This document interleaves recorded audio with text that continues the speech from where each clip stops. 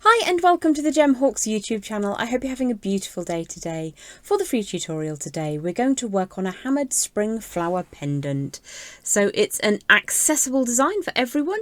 And if you enjoy hammering wire as much as I do, this one is definitely for you. Let's head down to the board, take a closer look, and then we'll make one together. So it's quite chilly in the UK at the moment, not desperately freezing, but just unappetising and uninspiringly grey. I'm looking forward to seeing some more blooms come through from the earth, so let's make a hammered spring flower pendant together.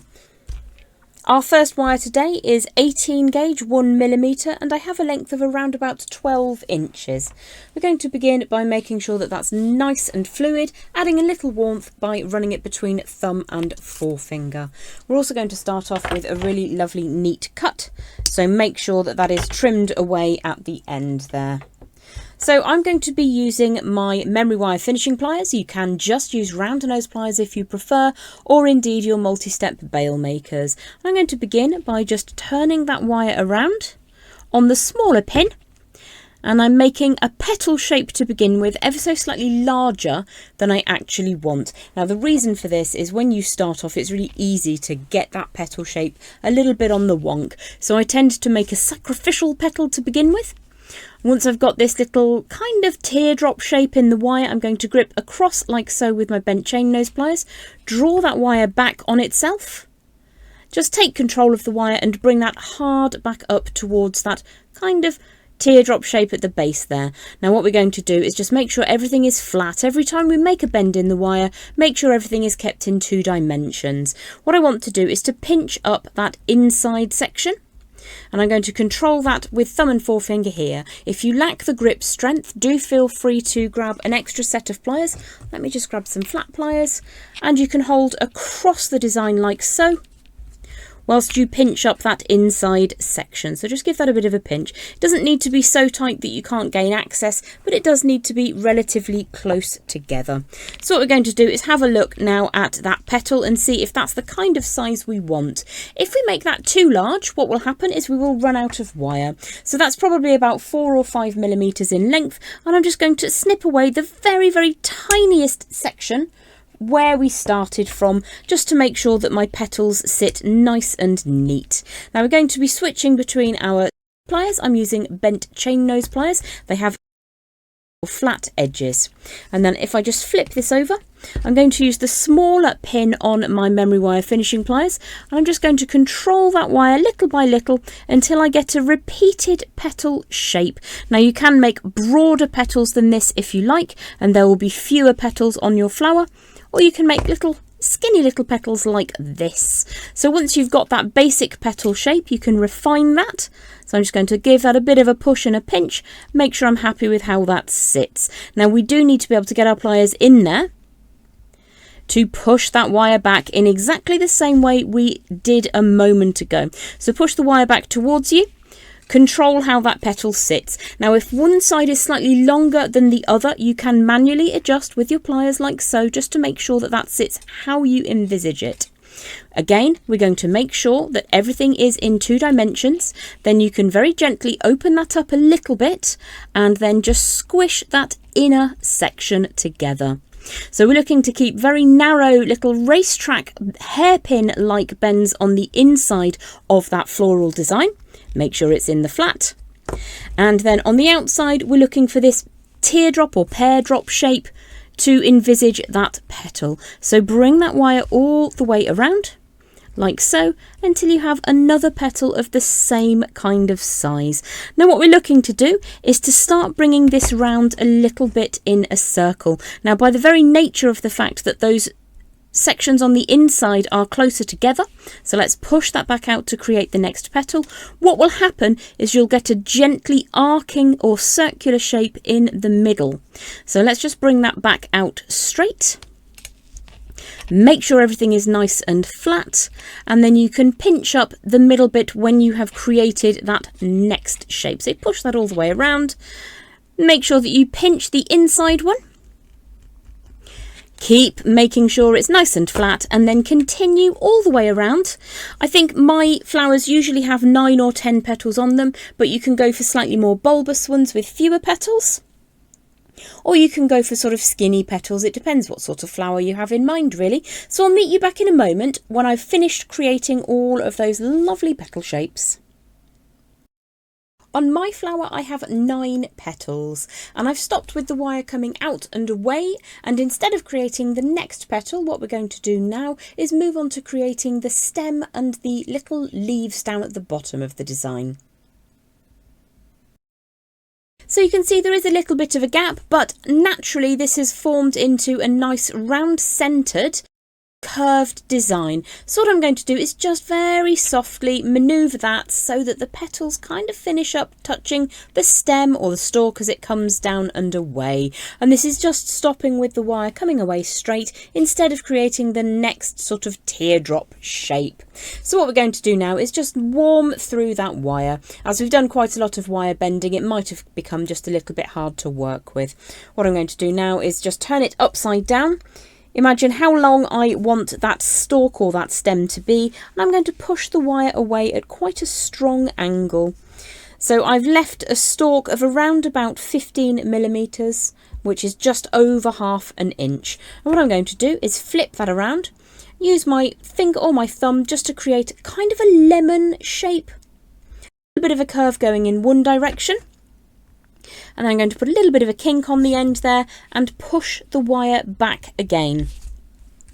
So you can refine that shape in just a moment. What we're looking for down at the base here is a really beautiful, almost semicircular shape. And the reason for that is it's going to sit inside the bottom of the frame, which we'll create in a moment. It will sit inside that really neatly. So we're now looking to just kind of refine the end here. One of the ways that you can do that is to grip the end where we made that gentle kink and just pull that away. And then move your pliers to the underside and draw that back again. If that doesn't work for you, then you can very, very softly just pinch the end of the wire, making sure you don't pinch your fingers. And then we'll work on getting a beautifully smooth arc shape. If it comes out of true for whatever reason, you can just give that a gentle pinch with the pliers and it should re-straighten enough for you to be able to make the other side. Now, if you do have any kinks in the stem, it doesn't really matter, because in nature, you know, stems don't always grow in 100% straight lines, so it doesn't really matter. But I'm going to try and create an equal and opposite leaf on the other side of that design. So if you want that to be a little bit fatter, what we can do is just put an extra angle in here and just manoeuvre it until it looks exactly how you want it to look.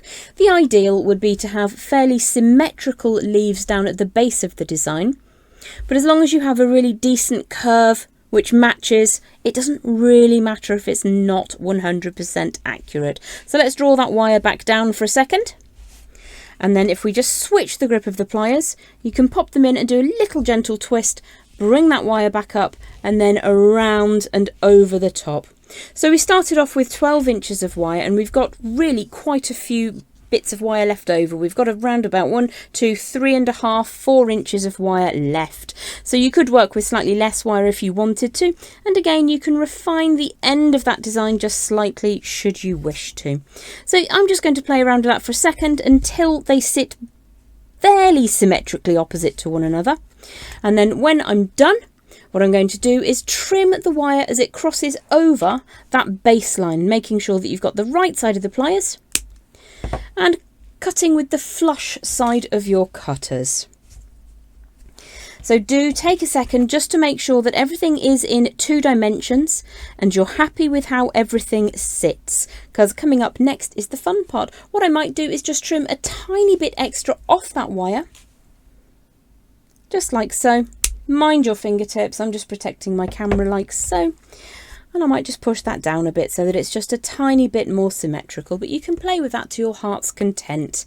Now for me, the next part is the most fun. So we're going to grab a block in. I've just got a little mini block from our friends at Impress Art.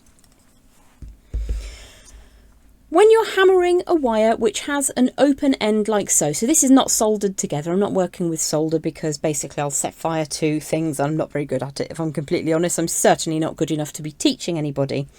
So there's an open end here, it's not soldered nor joined together. So when we start to strike down on that, what will happen is that the flower will spring open.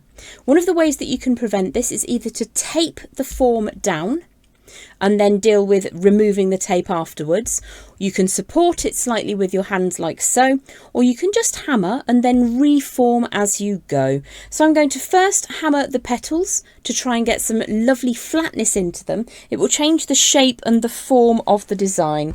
So here is a piece that I lightly hammered in that 1mm or 18 gauge wire, compared with a piece that I very firmly hammered. You get a slightly different look. It's a really beautiful way to start understanding how metal responds. So there's a couple of options for you. I'm just going to support that, making sure that the wires do not cross over each other.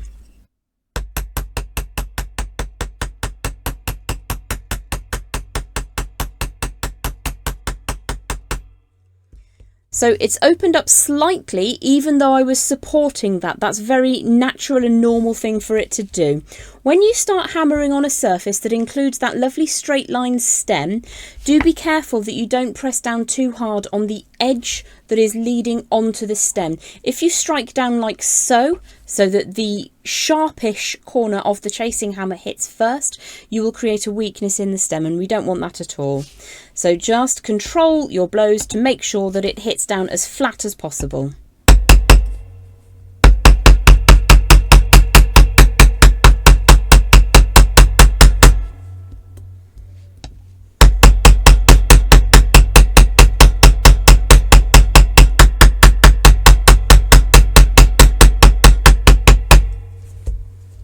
If you find, for whatever reason, that your flower does start to open up, don't worry. What we're going to do is put a little bit of warmth into it.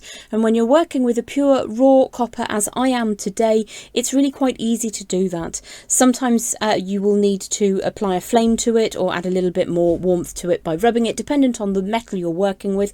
But I do strongly recommend pure raw copper.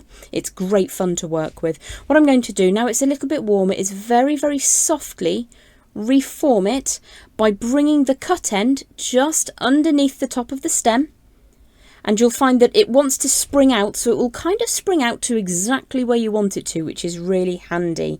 Now, if you don't like tool marks on your designs, you can use a nail buffer just to help bring some of the shine back and remove ridges. If I just do half of that, you'll see that the colour changes quite dramatically on the surface that has been abraded compared to the surface that has just been hammered. Now, another thing that you can do is flip the design over and hammer from the other side, and in that way you'll get this almost satin effect, which comes from the steel block. So I'm going to spend a couple of moments just hammering this really firmly to get the design idea that I'm looking for. So I've taken an extra couple of moments just to refine the form and to really smash that flat. We've changed our beautiful round wire into almost an elongated oval, but very elongated. I really enjoy working with copper. It's very responsive to hammering and to texturing. So what we're going to do in the next stage is add this into a nice secure frame. Now, you could work with 1mm or 18 gauge wire, but today I'm going to work with a 1.25mm, which is approximately equivalent to 16 gauge wire, to create a nice sturdy frame, and I'll show you how to attach your hammered spring flower into position.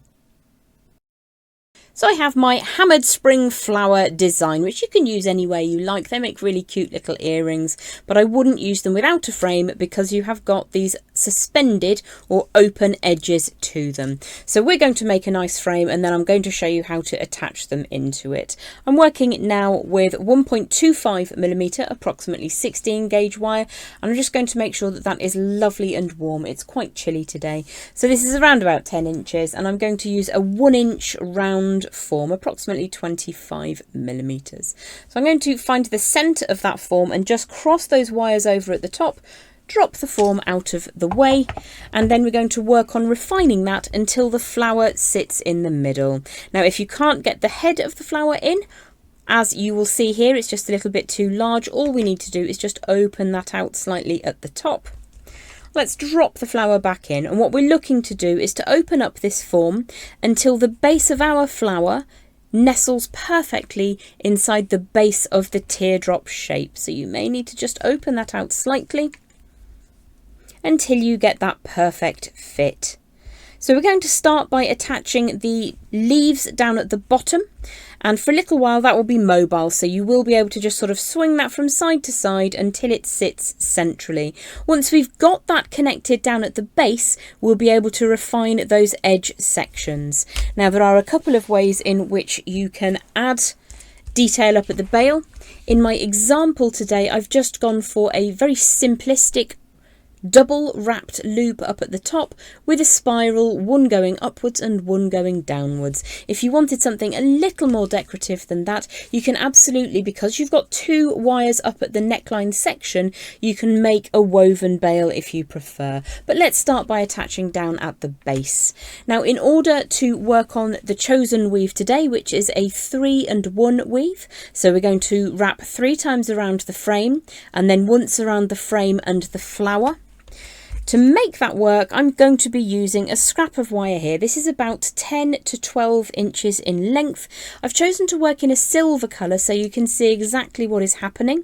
And this is 0.4 or 26 gauge wire.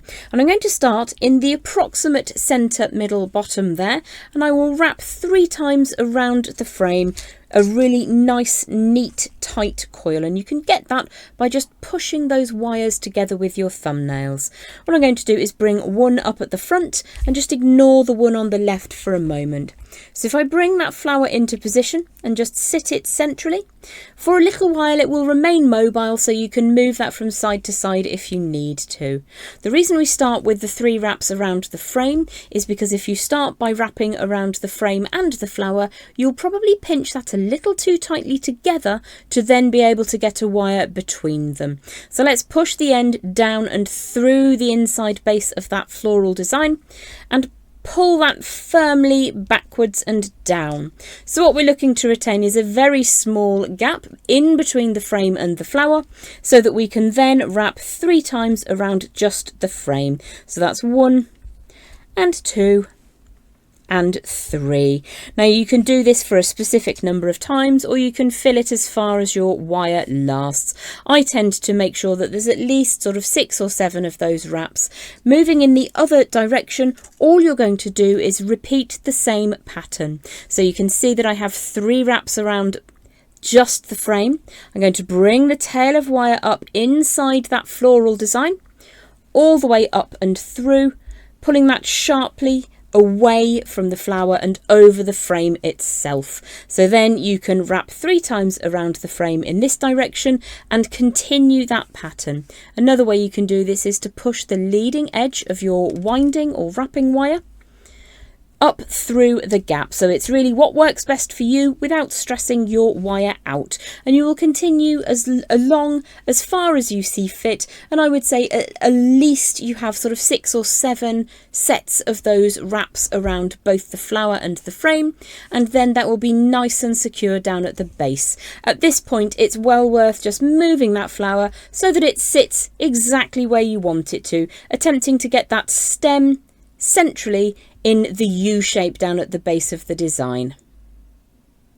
I've finished with 3 wraps on either end on just the frame alone, and I'm now going to just refine the shape of that pendant frame to make sure that my flower top, or the bloom, sits dead inside the centre, that I have centralised my weave down at the base of the design, and that this actually sits as deep as I want it to. So although that flower sits really neatly inside the uprights here, what I'd ideally like to see is a little bit more curvature over the top. So I'm just very softly going to manipulate the wire until it curves around and meets at a point dead centrally above that bloom. So at this stage you can choose whether or not you want to have a very simple bail with an upright with that double wrapped loop, or if you want to go for something a little bit more complicated. So I'm going to show you, you've got the wrapped loop there, that's very, very easy. I've shown you wrapped loops a number of times. On the design right here, I'm going to just put both of those wires upright, side by side, and then we can do a very simple wrapped weave up at the top to create a slightly more elaborate bail wire. So let's just push those until they sit equal and opposite. You can refine those angles a little bit as you go through the design, But for right now, I just want to make sure that those wires are equal and opposite to one another. And then we will adjust that a little bit later on and put a weave on those two uprights. Right now, we're going to work on attaching the top part of the design, the bloom, to that frame wire. So for this, I just have some scrap lengths of the same 0.4mm or 26 gauge wire. Again, I'm using a silver colour just to show up on camera slightly better. Now, you don't need a huge amount of weaving to make this safe. So what I will do is probably on this side, I can see that there are two potential points of connection, as there are on the other side, and that will actually look really nice and symmetrical. However, as long as you've just got one petal on either side connected, the design becomes reasonably stable for everyday wear. So I'm just going to show you one time how to attach one of those petals, and that's easy enough to do. We're going to wrap 3 times around the frame wire. So just find a point of attachment. It doesn't matter if it's not near to the petal to begin with. Well, let's just tidy that up slightly with some chain nose pliers. If I bring that just over the top and rotate my pliers around, we should end up with around about 3 visible wraps. Now, the ideal would be to have the end point of that wire sitting inside the frame itself. So let's just move that around until it sits where you want it to. So that is going to truncate just on the inside of the design. The reason for that is that it means that you're less likely to catch that on skin or clothes or a scarf or something similar to that. We want our jewellery to last a long time. So once you've got a nice tidy connection point, we're going to take the tail over the top inside the centre of the flower and then bring that wire down and around. Now, for me, I would much rather see the same repeated pattern as I have down at the base. So I'm just going to go for a 3 around the outside frame, 1 around the frame and the petal, and then 3 again on the frame. But if that doesn't feel secure enough for you, you can obviously have a different weave. You can use whichever weave you fancy. So I will trim off just on the inside of the frame here. I'll repeat on the other side and I'll join you back in a second. So I finished with a section of wrapping around the petals on equal sides, which I suppose is one of the reasons for going for an odd number of petals. But if you have an even number of petals, you will find places to attach them to the frame. It really doesn't matter. Nature's wonderful and you can absolutely go your own way with this design. Let's head back down to the board and we'll do a little bit of light wrapping up at the top to create a simple bail. We're going to be working again with 0.4mm or 26 gauge wire, and I'm working from the reel on this occasion as I have yet to decide how far I want to take that weaving up the neck of the design. So let's just give that a quick smooth through to make sure that they're reasonably straight. You can flare the ends out just a little bit if you need an easier access. So we'll start by wrapping around one of them. Springy wire today. This is a silver coated copper core wire, and I'm probably going to repeat the same technique as I have done many times before, which is just a 3 and 3. Now you can repeat the 3 and 1 as we have chosen that around the base and the petals of the design. However, when you come to curve those wires around a round form to create the bail, what I found with wire weaving that isn't exactly the same on both sides is that it tends to just look uneven, even if it's perfectly even. So let's just make sure that that cut end is nice and flat down to that core wire. Tighten up those little coils until they sit really neatly, and then we'll draw that down to the shoulders of the design. So we're going to do a very, very simple basket weave, which is also known as figure of 8. I've got 3 wraps on one side. The wire is coming from underneath the upper wire on your screen up the centre between those two. So all we're going to do here is now wrap 3 times on the other side. So that's 1, that's 2, and that's a 3rd wrap. Bring the wire back up the centre, scooch both of those coils down to the base of the design, and then repeat until you have filled enough of that parallel line to create the bail of your choice. So I'm going to meet you back in just a moment when I've done probably about 1.25 inches of weaving on those parallel neckline wires.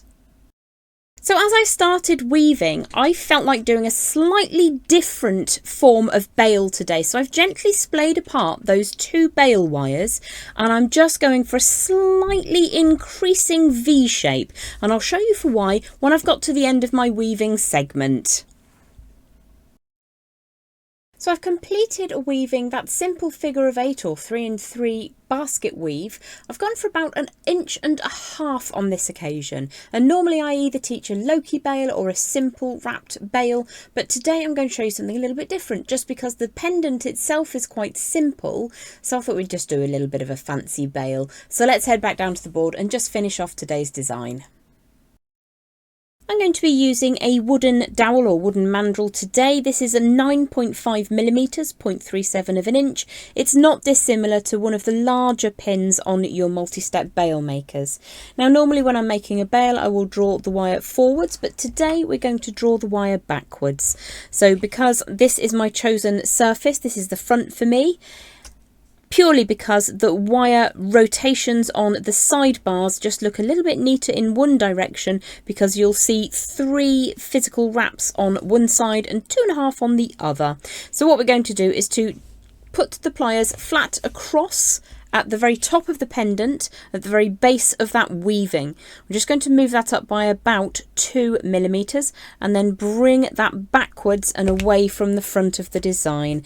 Now the mandrel may not be the exact perfect size for your design, so what I tend to do is to lay the mandrel down about 1/3 from the top and just rotate those wires around until I can see that the weaving at the front is going to hit where the weaving at the back happens. So I'm just going to very softly draw those wires out sideways so that hopefully it will go around the outside of the design itself and just bring that into position.